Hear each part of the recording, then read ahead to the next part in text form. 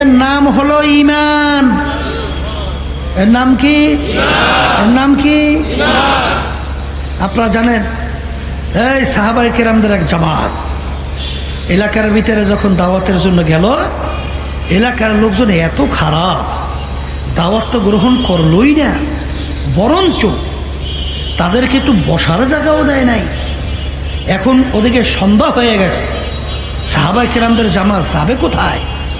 কোথায় জায়গাও দেয় না।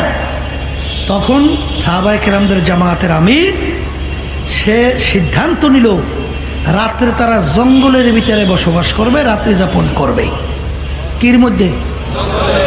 ওই জঙ্গলের ভিতরে তো বাঘ, সিংহ, ভাল্লুক, হিংস্র প্রাণীর অভাব নাই। যখন মুসলমানদের এই সাহাবায়ে কেরামদের আমির যখন সিদ্ধান্ত দিলেন সমস্ত